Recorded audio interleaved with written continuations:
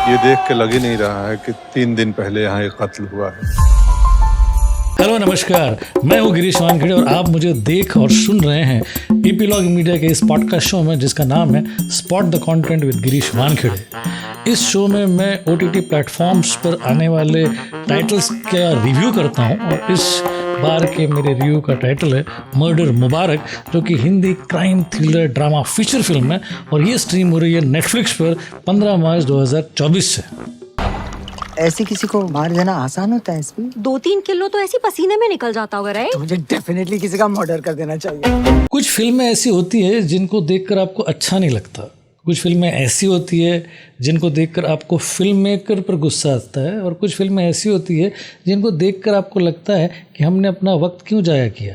ये तीनों ही इमोशंस एक जगह पर तब आते हैं जब हम देखते हैं मर्डर मुबारक, जो कि सिर्फ निरर्थक ही नहीं, साथ ही साथ ये भी हमको जताती हैं कि कुछ ऐसी प्रतिभाएं भी हैं जो कि अच्छा काम कर सकती थी लेकिन इस फिल्म ने उनको जाया किया है।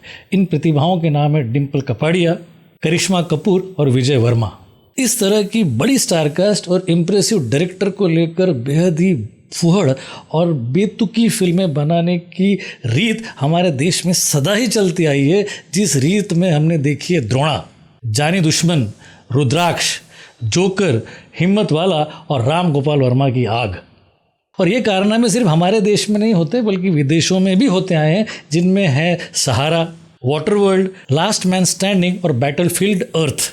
टैलेंटेड आर्टिस्ट्स और बड़ी ही बकवास स्क्रिप्ट के साथ कुछ बड़े प्रोडक्शन हाउसेस जो बड़ी ही बेतुकी फिल्में बना रहे हैं, जिसमें नेटफ्लिक्स अग्रणी है। ऐसी कुछ फिल्मों में है drive, mission Majnu, Mrs serial killer, खुफिया, धमाका, जादूगर, प्लान ए, प्लान बी और भी शायद कई ऐसी सारी फिल्में होगी जिनकी अब याद भी नहीं आती। मर्डर मुबारक भी इन्हीं बेतुकी फिल्मों की श्रृंखला में एक नई कड़ी है, जिसकी सेटिंग होती है दिल्ली के एक एलीट रॉयल क्लब में, जहां पर हर कैरेक्टर को बड़ी ही लेजी राइटिंग के साथ इंट्रोड्यूस किया जाता है। इन कैरेक्टर्स में ओवर टॉकेटिव गुशा Kapoor, vodka addict Dimple Kapadia, loud Sanjay Kapoor, over acting करती हुई है तिस्का चोपड़ा और करिश्मा कपूर, और इस क्लब के ओनर है देवेन भोजवानी, जो बड़े ही स्नॉबिश बने हुए हैं और बड़े ही अजीब से एक्सेंट में बात कर रहे हैं। वो बताते हैं कि इस क्लब की मेंबरशिप 1,99 लाख तक की है और इसी क्लब में प्रेसिडेंट ऑफ इंडिया भी आकर गोल्फ खेलते हैं और इस क्लब में मर्डर तो अलाउड ही नहीं है। ऐसे स्टिफ अपर क्रस्ट अपर लिफ क्लब में एक ऐसा खून हो जाता है जिसको देखकर सारे हैरत में पड़ जाते हैं, और ये खून है एक जिम ट्रेनर का, जो कि इतना नोटोरियस है कि उसके करीब करीब सारे ही लोगों के साथ अनैतिक संबंध है। उसकी हरकतें जब आपको पता चलती है तो आपको भी लगता है कि किसी दिन तो ये बुरा पिटेगा। ये पीटा ही नहीं जाता बल्कि इसका खून भी हो जाता है, और उस खून के साथ ही साथ आपकी कोई सिंपैथी जाती ही नहीं। अब इसका खून हो गया और शक के दायरे में है ये सारे ही ओवर रिएक्ट करते हुए किरदार, जो हर किरदार चाहता है कि कैमरा के लाइमलाइट को वो ज़्यादा से ज़्यादा हॉक कर सके। अब ऐसे में तफ्तीश कर रहे हैं एसीपी भवानी सिंह, जो रिवर्स में गाड़ी ठोकते हैं, फिजूल बातें करते हैं और अपने किरदार को अंडर प्ले कर रहे हैं, और उनके साथ है इंस्पेक्टर पदम। तफ्तीश में इस लेजी एसीपी को इस खून हो चुके ट्रेनर के घर में कई सारे महिलाओं के गहने मिलते हैं, जिससे उसको पता चलता है कि ये इन महिलाओं को ब्लैकमेल कर रहा था। अब वो ब्लैकमेल करने के बाद जो पैसा आता है वो उसको अनाथ आश्रम में दान करता है।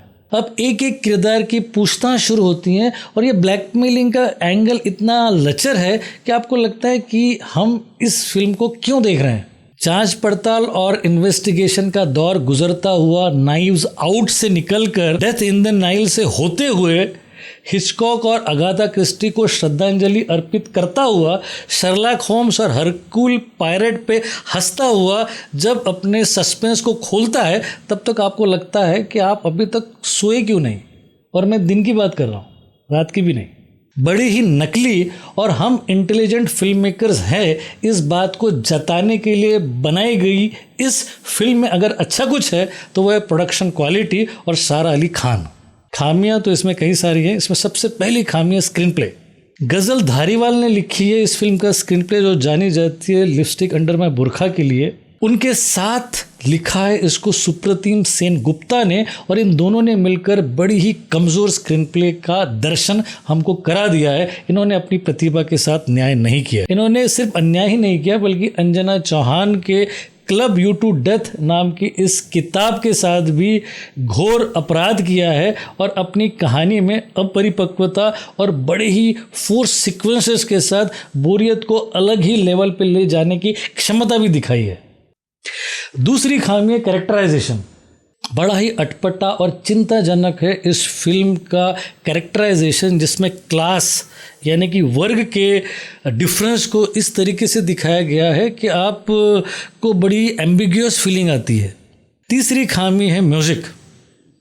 सचिन जिगर कभी भी इतने बेसुरे नहीं लगे। 2 गाने हैं और दोनों ही गाने कानों में दर्द देने के लिए पर्याप्त है। चौथी खामी है कास्टिंग। डिम्पल कपाड़िया, करिश्मा कपूर, संजय कपूर और विजय वर्मा को वेस्ट किया गया है।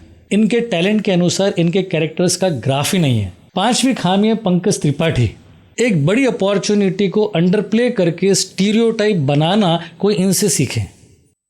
ये कैरेक्टर बनते ही नहीं है, बस पंकज त्रिपाठी ही रहते हैं, उसी को प्ले करते रहते हैं। एसीपी भवानी सिंह तो कहीं नजर ही नहीं आते।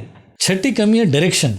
डायरेक्टर है होमी अदाजानिया, जो कि जाने जाते हैं बीइंग साइरस और कॉकटेल जैसी खूबसूरत और अमेजिंग प्रोग्रेसिव फिल्मों के लिए। इस फिल्म में वो कहीं ना कहीं कैरिड अवे हो गए हैं। ना उनका अप्रोच ठीक है, ना उनका स्टाइल और ना ही फॉर्म। इन 6 खामियों के अलावा मैं आपको बता दूं कि इस पूरी एंटरप्राइज में सिर्फ सारा अली खान ही ऐसी है जो अपने वर्ब, अपनी एनर्जी और अपने एम्बिशन और अपने इनोसेंस के साथ कहीं न कहीं इस निस्तेज क्रिया में एक ऊर्जा को झोंकने का काम कर रही है। वरना ये सारी की सारी फिल्म इतनी बोरियत भरी, इतनी निस्तेज है कि फरिया नकवी का मुझे एक शेर याद आ गया है। वो कहती है कि कुछ भी तेरी दुनिया में नया क्यों नहीं लगता, कुछ भी तेरी दुनिया में नया क्यों नहीं लगता, लगता है कि पहले भी यहाँ आए हुए हैं।